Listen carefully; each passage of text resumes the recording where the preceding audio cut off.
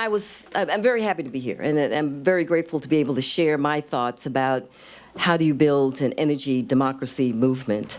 I was a little skeptical at first when Al invited me, and especially since we were moving the agenda around a little and just wanted, Nikki to go first and me to talk about this movement thing, and I just realized that, okay, this guy is obviously recognizing my senior citizen status. Because he knows, been there, done that. I am proud to say I'm a child of the 60s, right? So I'm a movement child, right? At least the U.S. movement child, right? And I was a part of the civil rights movement down in the South, all right, where, got the tear gas and faced down the paramilitary forces and, all right, burned a building or car here or there and chased down the streets by some rednecks who toting guns at us and calling us racial slurs. So, was a part of that civil rights movement. Also a part of the Black Power movement. Basically, because I was, at that time, young enough and old enough to just be mad as hell. And just not taking it anymore. And what's up with this nonviolence thing? And everything that happened to me was all violent. So definitely joined that until they scared the shit out of me.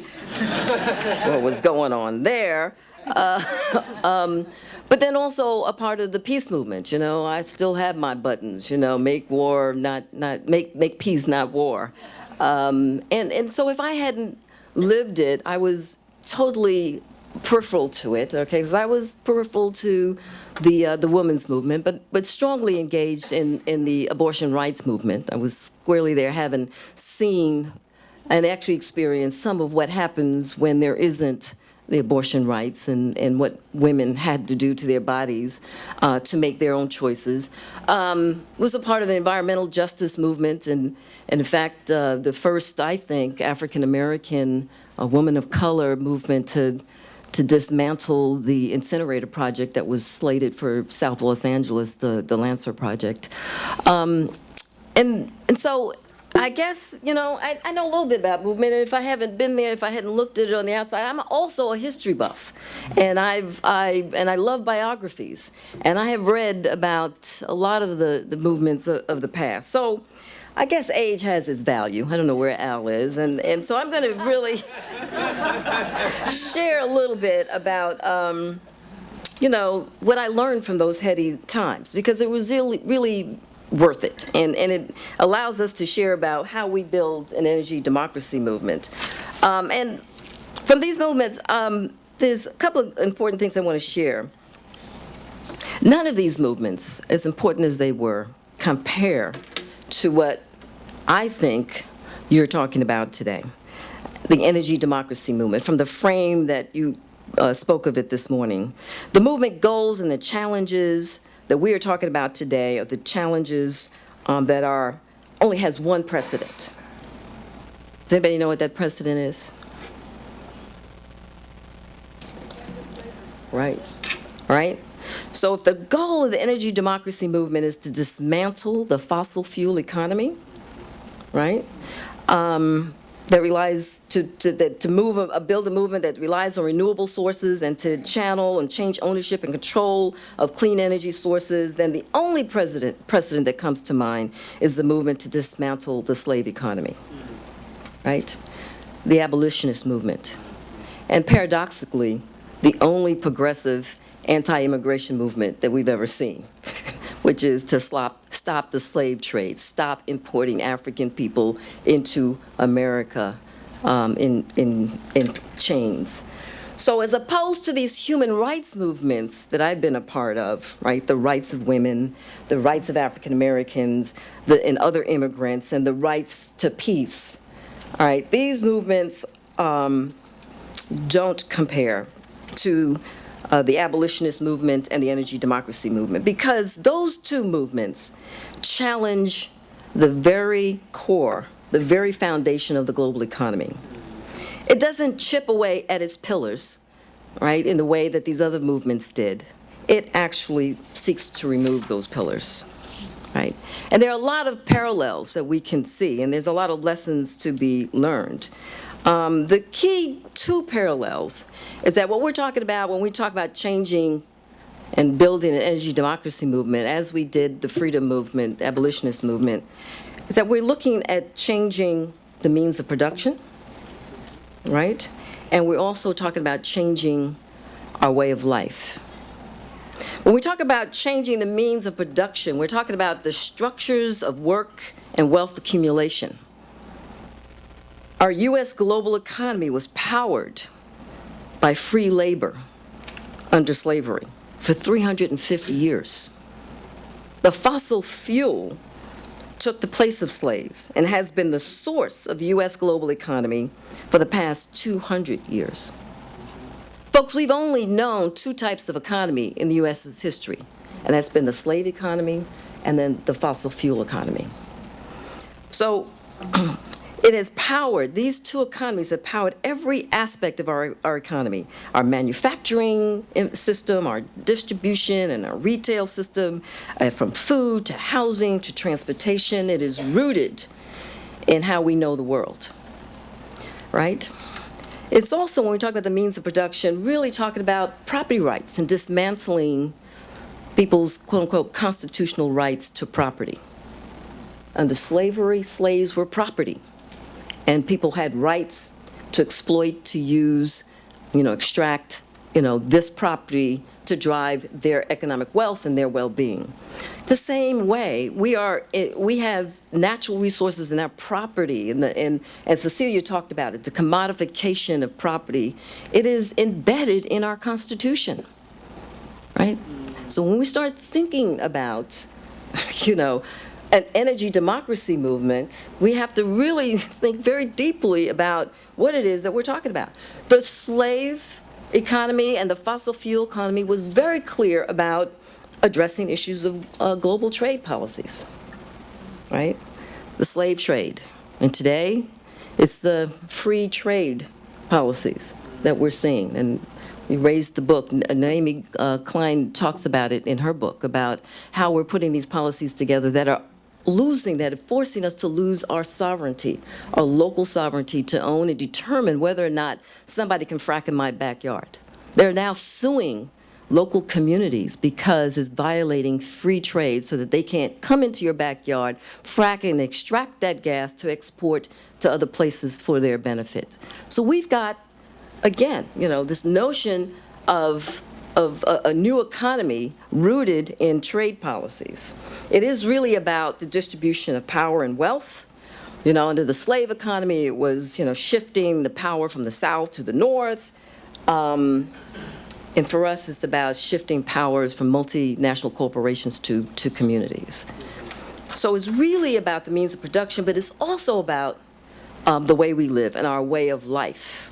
In the sense that these movements fundamentally change how we live. Okay, so I'm sorry, I ain't cooking for y'all no more. Okay, I'm not cleaning for y'all no more. I mean, the benefits of slavery accrued to everyone, whether you own slaves or not. They accrued to everyone in the society. This is how they understood the world as being normative. That's the way we should live. The same way that our way of life must fundamentally change when we think about changing the fossil fuel economy. Cecilia talked about in terms of the gigatons or whatever the capacity is. How do we go from 17 point, what's the number? Yeah, well, we have to move from 3.5 tons to, from 17 point whatever tons to 3 point. How is that individually going to impact us? And are we really willing, ready, and able to make those personal sacrifices, right? Just as we had to give up our slaves, right, on the people that didn't have them but still benefited from them, are we willing to make that sacrifice to our way of life? And so the sense of the truth and strategy is that these beliefs, these are entrenched beliefs about, how we should be and what was normative. And it was fortified. The beliefs that this is the right economy, was fortified by structures that held it up. Religion, which was used and ordained that, slave economy, for example, or even the fossil fuel economy is providence. right? It's been ordained. It's upheld by science. Science was used to validate this economy, all right? That, black folks, Africans are inferior, scientifically proven. Look at the shape of the head, whatever. Or the science deniers in terms of climate change. Education, the educational system was used to institutionalize, all right, these beliefs and to spread it. Laws were used to protect it, and financing was used to grow it. These are the bedrocks, the foundation of what a movement has got to deal with and how you unravel this to create a new, just economy. So if this is the change we seek, then what are the strategies for affecting that change? We have to ask ourselves if this is the change we seek. And there was a conversation that happened in the community solar workshop this morning, which was about, we're still struggling to figure out, is capitalism good? Maybe it's a little bit good. Maybe we have a little bit of it, not a whole lot of it. I mean, we've not really squarely landed on what is the change we seek. And I know we're all here thinking that the movement is about renewables, and a movement about green jobs, a movement for carbon reduction, a movement for better health, a movement for environmental justice. Well, those are different kind of movements. And how we build that movement really depends on where we want, to land, where we want to land. But I think, based on how I know Al and I know others here, that we really want to talk about a moral economy, right? We want to talk about a new kind of economy that just doesn't deal with the environment, but it deals with everything that the extractive economy has done to people, and as Raphael says, and done to our joy. So if the change we seek is not transactional, but it is transformative, then we need to be clear that we have to build a moral economy. It's got to be based on sufficiency. It has to be based on justice. It has to be based on community as opposed to personal enrichment and the accumulation of wealth. So then, given that frame, right, that's a hard job. That's a pretty tough job. Y'all ready? Somebody said earlier, you ready to get on that bus? All right, to get on that bus? All right, that's the job now. Then what are the lessons then that we bring from the abolitionist movements? What will it take? What are the key elements? Just a couple of things, maybe a lot of things, but one is that it's got to come from a lot of different places, right? It's not just everywhere. We have to build partnerships. And we have to build global partners, because this is a global problem, and power and relationships and money is all based on this sort of global fossil fuel economy. We've got to figure out the global partnerships. When we looked at, Frederick Douglass, part of his ability to actually unleash, the abolitionist movement was that he had to go to Europe. He had to go to Europe and to find the folks there that could come to the United States and put the pressure on the United States to effect change. When I even read about Ida B. Wells and the anti-lynching movement, she had to go to Europe, all right? And England came here and actually had accountability sessions with folks in the South about, okay, now show me y'all lynching. What y'all been doing down here? And writing it up and making it a global issue. So we've got to find our global partners, and there are many of them. There's, to the extent that we look at the work of the U.S. Alliance, Global Alliance for the Rights of Nature, right, led by Ecuador and Bolivia, who are actually changing their constitutions. They changed their constitutions to ensure that nature has a right to survive and to live and to have clean air and clean water.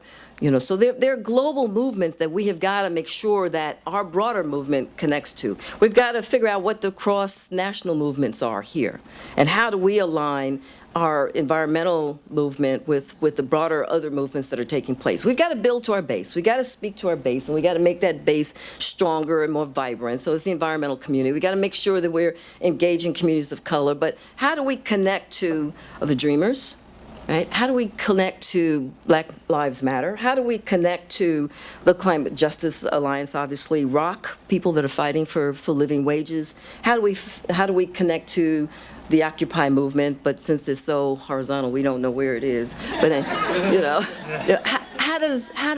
how do we make those connections? And part of the ability to make those connections is how do we build sort of the meta-narrative? I heard a little bit about that this morning, this single story question, that the single story doesn't build the bigger tent. We've got to have the bigger tent. And the bigger tent is, and we struggle with that. I'm struggling with this. And if we can come out today with that meta-narrative that speaks to not only the people that we know and that we care about, but also our quote-unquote enemies, right? How do we build a narrative that matters to obviously the religious community and women's community, but to labor? All right, I'm in these conversations. Tara's in these conversations all the time. These are hard conversations when people see their self-interest bedded in and rooted in the way things are right now. Right? How do we have conversations with the utility sector where they see their self-interest in a different kind of world? We're not going to get everybody into this big tent, but is there a moral authority? Is there a moral message, which is what happened in the abolitionist movement, that it just got to people, they just know this shit was wrong. Okay, it was wrong, and they just know there was no ifs, ands, or buts about it. How do we get that language in the space so that we can build and find that moral center? That changes our consciousness, that changes the paradigm, that we are a human economy, but it's sustained by a global economic system. There are legal challenges. The abolitionist movement not only had, global connections, not only did it, build partnerships across the world and locally, it also had a moral story, but it also, it fired up the legal challenges in every possible place.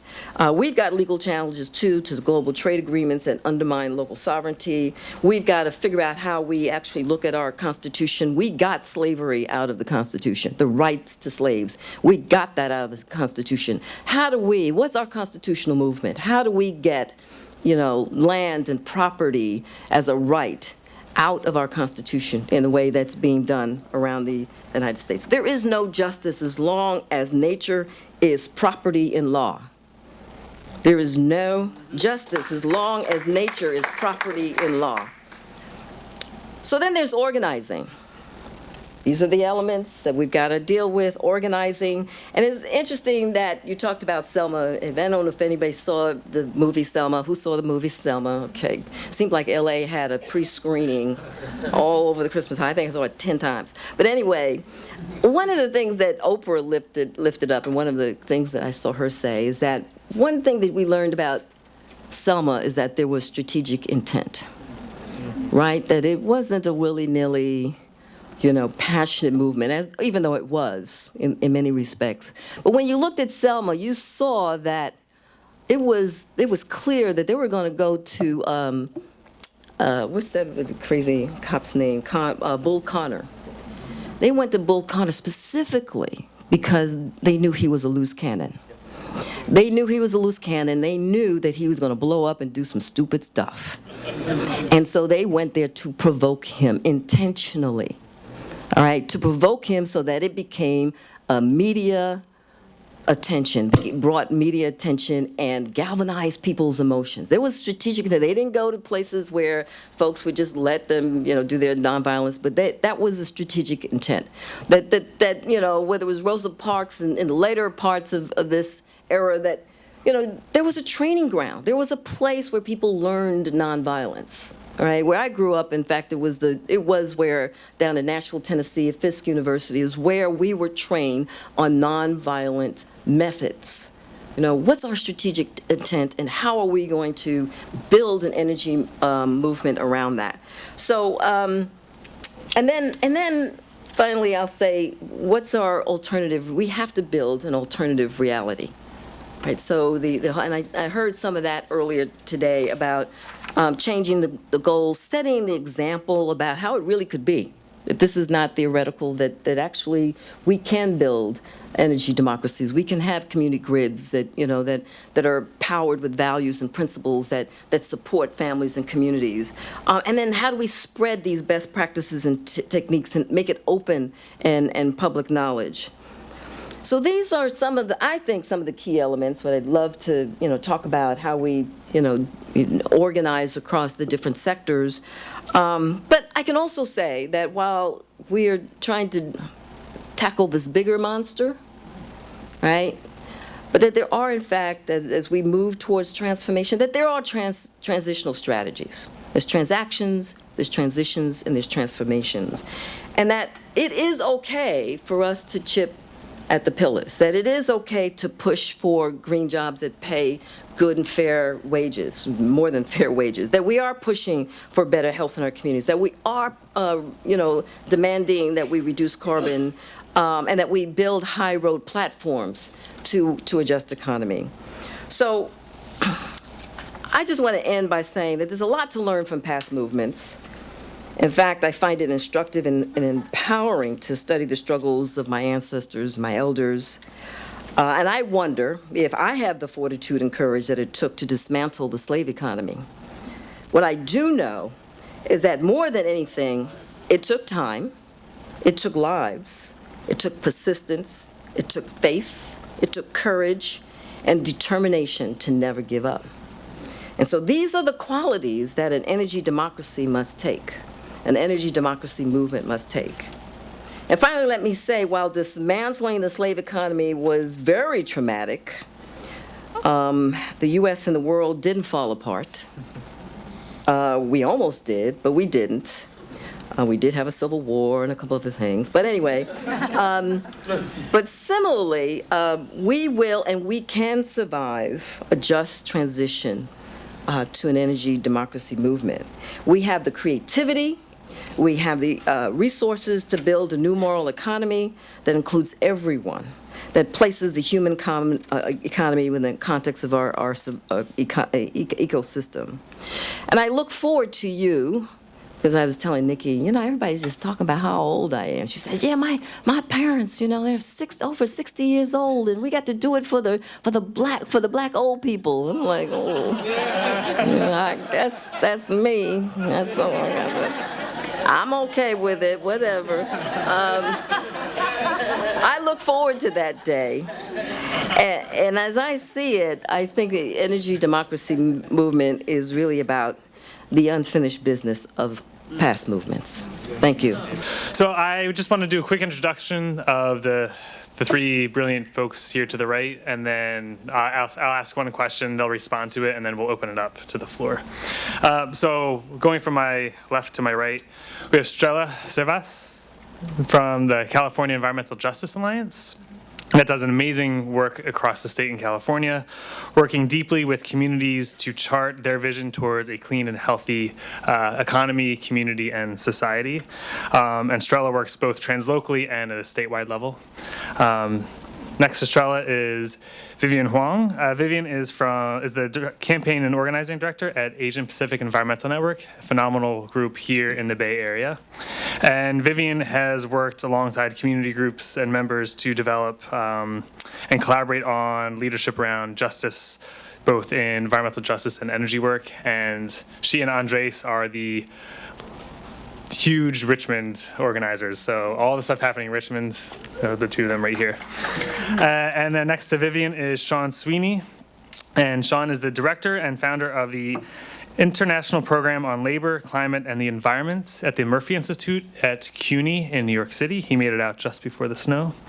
And Sean also coordinates the very important, critical trade unions for energy democracy. And the three of them can, I think, speak very well to what Denise just laid out about building across alliances and making connections. So the question I actually have for you all is kind of on this. We are at have a monumental task in actually trying to finish what movements before have started and really transform the economy, our culture. That's really rooted in beliefs, in structure, and in financing.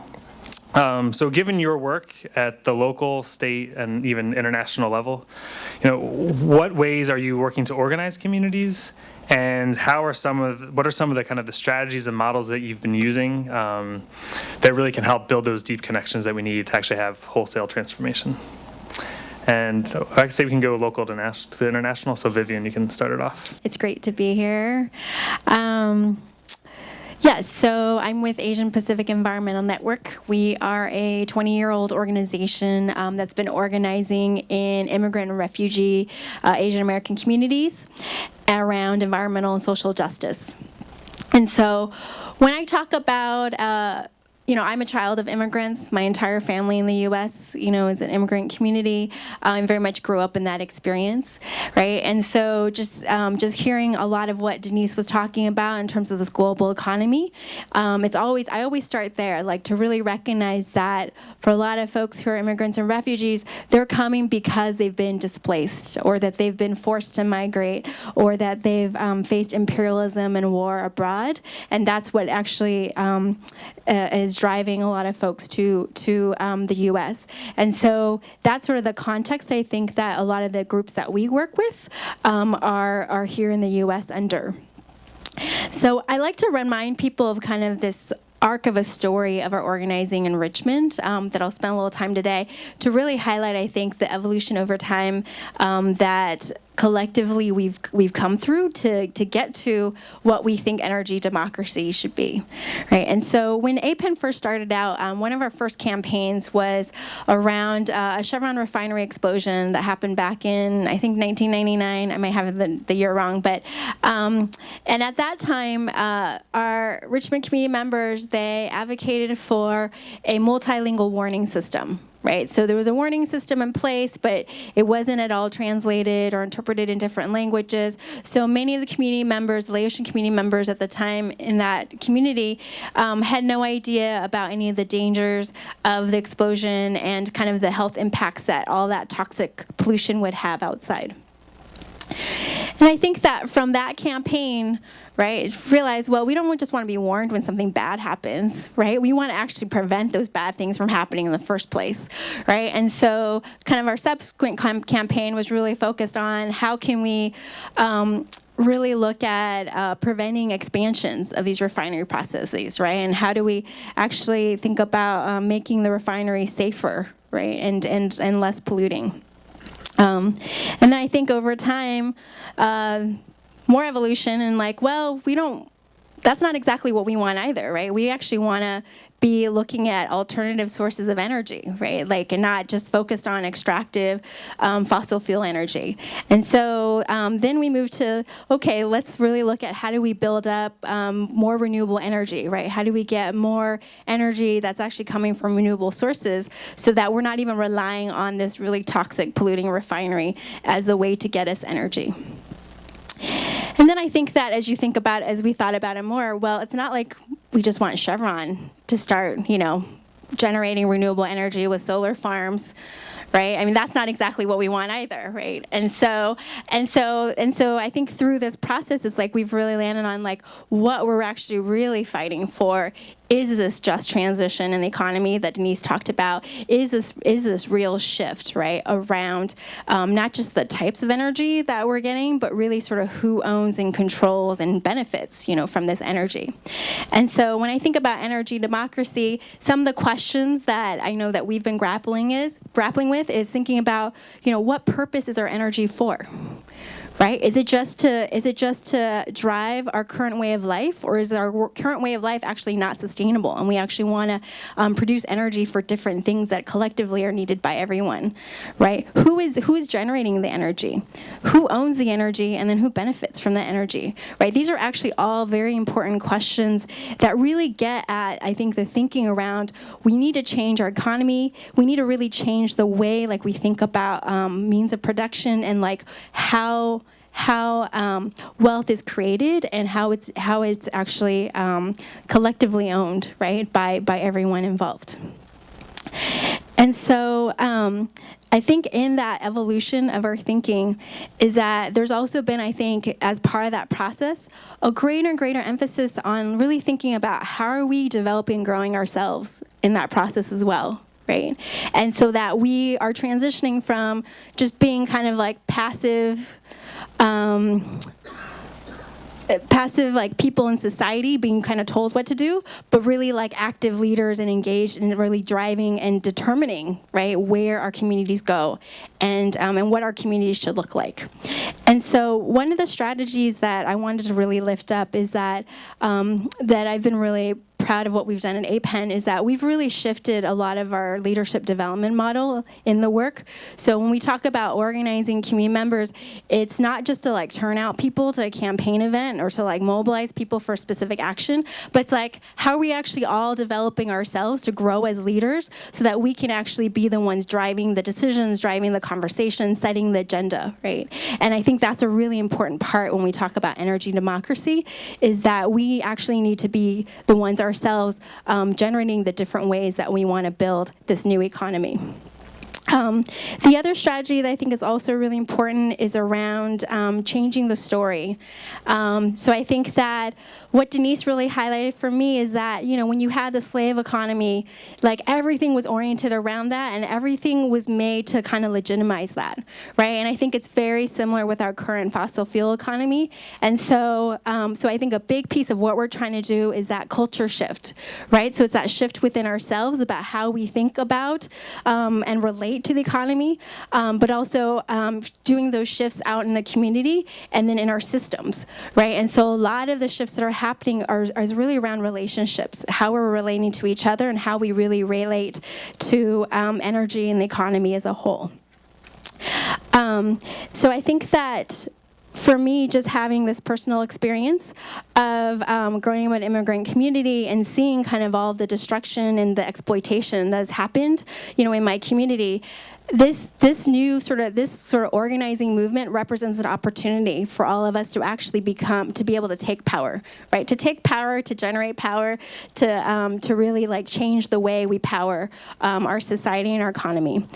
And so I think that because we're really looking at how we change all our relationships, it's just really, I think, been important for us to think about the culture shifts and the leadership development pieces that I think sometimes don't get talked about when we're talking about policy or we're talking about a campaign or we're talking about like electoral strategy, right? But I think they're actually really fundamental pieces if we're talking about really changing the way we orient and think about our society and how we build a better model. So I'm going to just talk about the California Environmental Justice Alliance, give you a little bit of background, tell you a little bit about my own story, and then kind of relate it to the California work that we do. So the California Environmental Justice Alliance is a statewide alliance of 6 kick-ass environmental justice organizations. So we have APEN, Poder, CBE as well.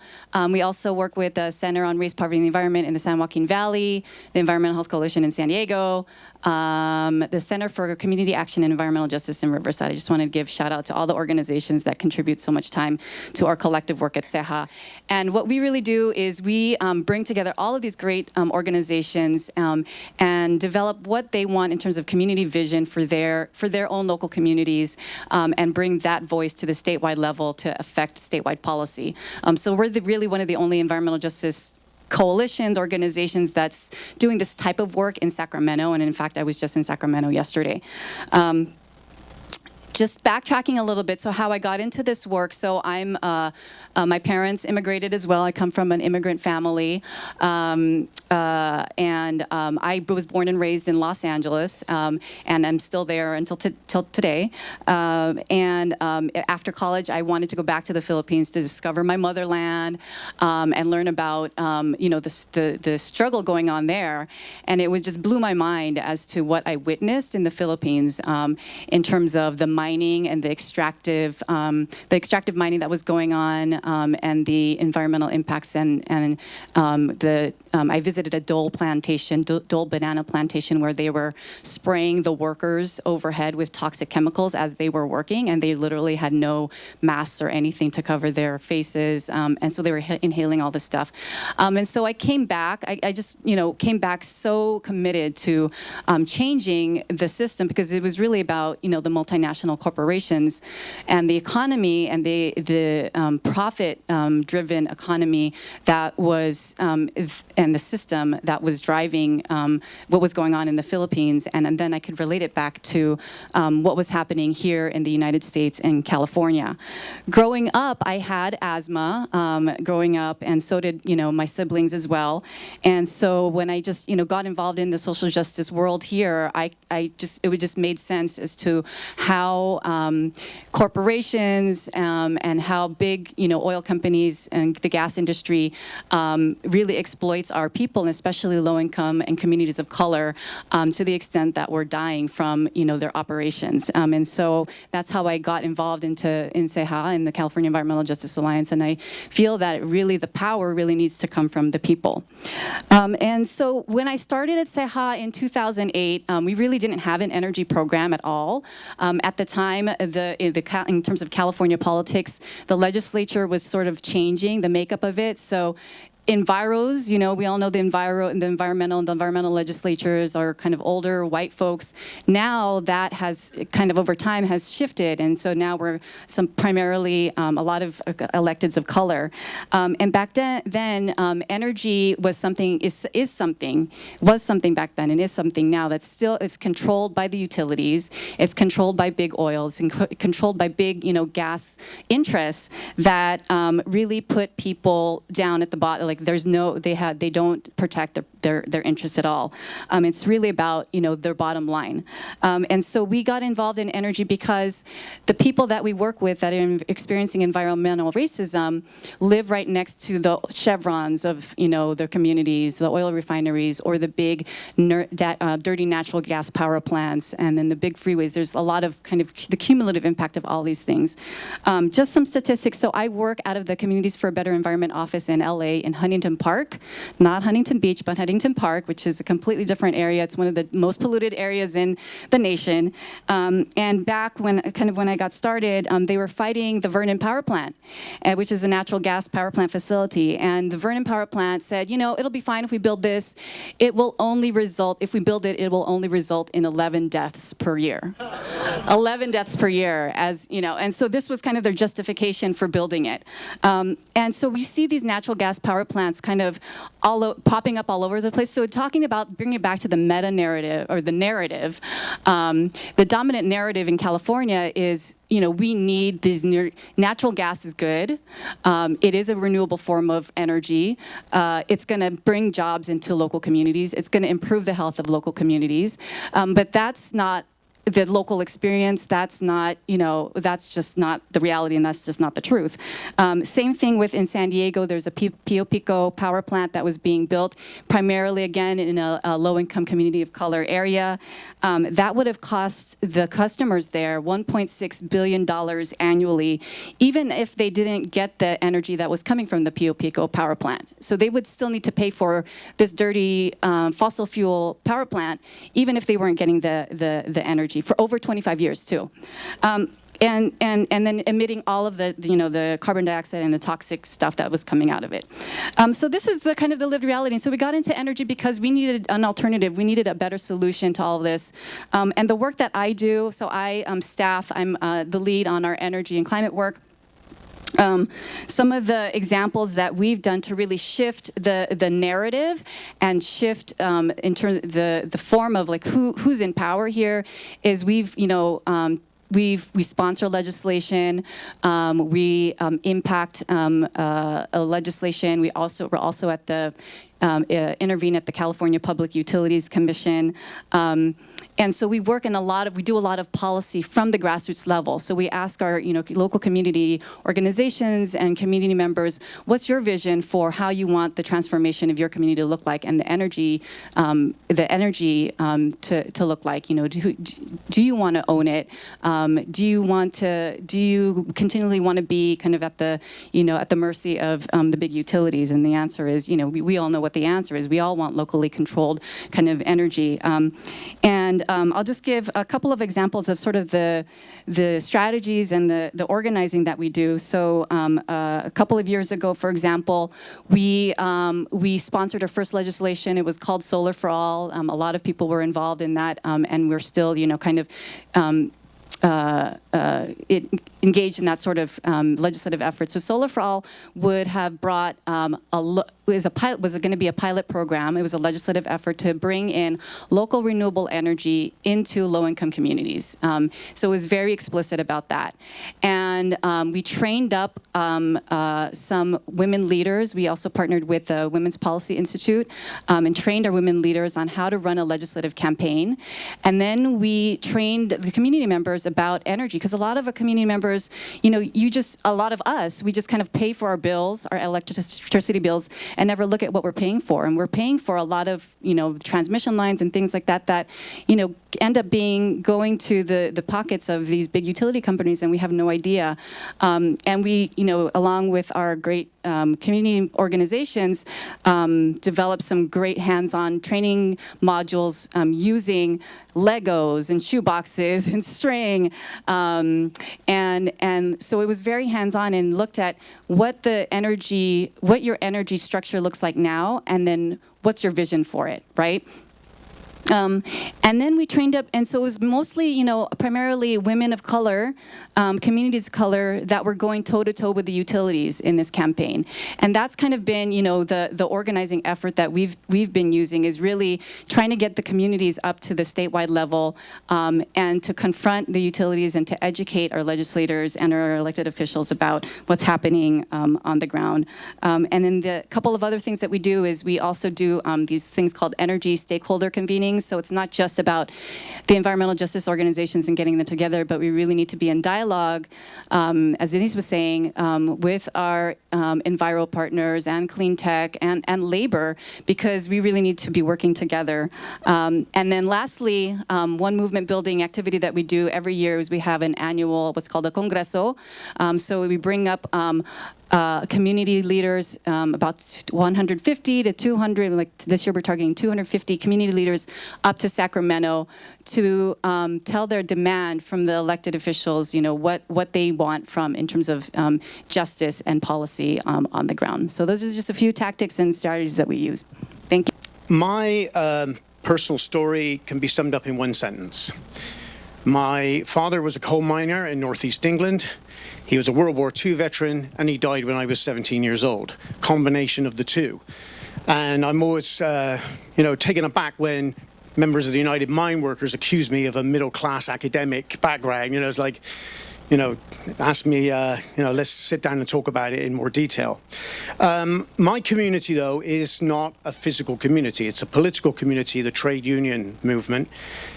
I work at the global level with unions, so and that also informs strategy as well for reasons we can go into. We also have a labor workshop later, so if anybody wants to discuss this more, I recommend coming to that and give that a little general plug. Strategically, energy democracy, as far as labor is concerned, we have to take the fight inside the labor movement first and foremost. That's one side of the strategy. The other side of the strategy is to be alert and aware to what's going on outside and to listen to other movements. This is something that a lot of union people don't find easy to do. They often think that they are the bee's knees, the big cheese, and they don't have to listen to anybody else. That's changed somewhat, but it's still very much part of the culture. Now, taking the struggle inside labor, I use the phrase, we have to turn labor into a carbon battleground. It's not a perfect phrase. But the one issue which I think will change the labor movement forever is the Keystone XL pipeline. Because here it was put forward that here you have unions that were part of the Blue-Green Alliance, had talked the talk a little bit about climate change during the early days of Obama, were then put in front of them was a project labor agreement with TransCanada Corporation to build a pipeline. And it was obviously not just about one pipeline. It was a strategic alliance between the building trades, or the leadership of the building trades, and the American Petroleum Institute and fossil fuel interests writ large.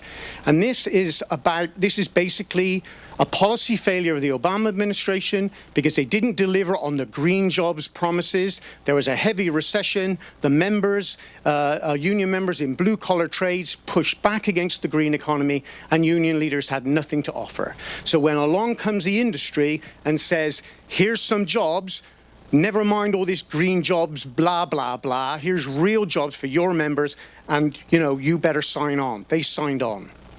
So the question then comes, how do you handle that? Because all over the media, right until this day, was it's all about jobs and Obama's losing blue-collar America because he's not committed to jobs and he's with the environmental extremists. So what we did was this. First of all, we got unions together and we said there were a couple of things we needed to do. One was expose the lies about jobs. That was the first thing. So there was a study, some of you may have heard of it, which I co-authored with a couple of colleagues, Pipe Dreams, Jobs Gained, Jobs Lost in the Construction of Keystone XL. Then the key was to get unions to oppose the pipeline. This was where it got really difficult. The culture in labor is if a union's got some skin in the game, for the most part, it's best to avoid getting into that. So a nurses union or a teachers union or a transport union that is going to make a statement about a pipeline that's going to affect other union members is taking on. They're playing with fire. So when the transport unions, two of them, came out, and it was after weeks of serious, persuasive conversations, including writing out statements for them that made them, that sort of articulated a vision of not just energy democracy, but real job creation. When they opposed Keystone XL back in August 2011, all hell let loose with inside the labor movement. Letters and memoranda were flying around. If you oppose this pipeline, we're going to oppose public transport refunding it on the Hill. This was unions talking to each other. In other words, getting into a war. The nurses then came out against Keystone XL. United Electrical Workers came out against Keystone XL. New York State Nurses Association. So now we have 6 unions who are opposed. But it's opened up and helped change the culture within labor. Because what we have to say in terms of narrative is the following. That all unions are energy unions, not just the ones who run or build pipelines, who are working coal-fired power stations or refineries. We all have a stake in the energy future. The future of the planet is in jeopardy, and therefore we're all energy unions. Secondly, we have to extend the notion of solidarity, not just to frontline communities, not just to indigenous communities who are fighting the fossil fuel companies, but also to future generations, to workers and farmers and ordinary people in other countries, and also to the ecosystem itself. We need to have solidarity with the planet. And that's something that trade unionists listen to, and they understand solidarity. So we work with the vocabulary of solidarity. The issue, though, is once we've moved some unions towards embracing the idea of climate justice, that we need radical action, then the question is, well, what is going to be done? We were confronted with this very, very clearly in the People's Climate March. A lot of union leaders said, yes, we need to be out there on the march with everybody else fighting for climate justice. But when their members asked them, so what are we going to do about climate change? They often went very quiet. They didn't really know what to say. So the idea then is that one of the key areas is energy. If we can't tackle the emissions, energy-related emissions, and if we include transport-related emissions on top of that, then we won't address the problem. So the key then is, how do we do that? And this takes us to the international level, because on the global stage, a lot of unions went along with the green economy framing. It's the good capitalists against the bad capitalists. The ones who want to commodify nature as opposed to the ones who want to destroy nature. So there was a balance, right, going on. There's a fight going on between a sort of more liberal kind of view of a green economy and the business as usual, like drill to the last drop or whatever, or pull out the last piece of coal. And a lot of unions in Europe felt that that was the best, particularly, they led the debate. That was the best available option, was to go along with the green capitalist model and hope that in so doing, unions would have a seat at the table and workers would be respected. Thus the demands in the talks, of the climate change talks, for a just transition for workers. And this is where the narrative question comes out. And I thought Denise really nailed it about learning from past movements. There's a narrative in the history of the trade union movement on economic democracy that we can reach into and say ownership and control of the means of production. And nothing is more important really than the production of energy right now. We need to fight for control. That resonates with a lot of unions around the world even today. But the new narrative is, it's not just public versus private, it's not just old style nationalization. We have to have real democracy, real transparency, real accountability, but we also have to do things to scale. And so what I appeal to people who do fantastic work on the local level, that Look at what the International Energy Agency is saying needs to be done to stay within 2 degrees. And we all in this room know that 2 degrees is already not good enough. But if it's 2 degrees, we have to decarbonize the global economy to the level of 7% a year, every year from now until 2050. And we have to completely revolutionize the energy system in particular, but also food, agriculture, transport, retail, you name it. And the International Energy Agency, not a radical organization, said that the only way this can happen is revolutionary changes in global political economy and the methods of production and consumption. So I refer back to the sister who said this morning, who read out the platform of the Democratic Party in 1900. It may sound, in the context of 1900, it was pretty clear what needs to be done. And the context of 2015, it's pretty clear that if we're going to build a movement for energy democracy, it has to be part of a broader social movement for social transformation. If we keep our eye on that prize, I'm sure we'll be successful. But thanks again for having me here. Hi, I'm Ken White from Post Carbon Institute. And two of the speakers used a really powerful phrase in American politics, which is our way of life. And we know that our way of life has increasingly been working for far fewer people, and that many people have been left out of our way of life for a long time. So I'm just wondering if you have comments on squaring that reality with the very real needs of communities around economic justice, and also the reality that we probably won't be able to rely on a growing economy and growing energy supplies. I mean, I think that one of the things that I think multiple people have talked about is that when we're talking about something so big, right, about fundamentally changing the entire way that we operate in terms of our economic system, that one thing that's been really important is thinking about how do we build, even on a small scale, right, before we can get to that large scale, but even on like sort of an individual or like a community scale, like different models that really allow people to see a different way of being, right? And so the example I'm going to use is that one of the things that we've been really thinking about is so around energy, right? How can we actually generate energy and have it be owned and controlled in a really fundamentally different way than what is happening now, right? And so there's already some models out there of other communities who have done it. It's something that we're working on. I don't have anything concrete to show people, but I think it is an example where I think our members are really excited about how can we actually, have solar on a rooftop that we actually own, that we actually govern, that we actually think about what are the benefits, that are being generated for our community from that, right? And in that process, I think people are really going to be fundamentally changing, right? Because there's just a whole level of different orientation and different, I think, knowledge that's required to do that. And so, so our members are really thinking about, okay, so even in like a cooperative structure, right? It's like, many of us have never worked in a cooperative. I've never worked in a cooperative. I feel like I'm learning all of this and really shifting myself internally too, how I think about how we can actually run an economy, right, that actually looks really fundamentally different. And so I think in my head, like in the way that we've been talking about, is how can we start with the small steps that really get us that experience and that practice of really orienting and building relationships with each other really differently.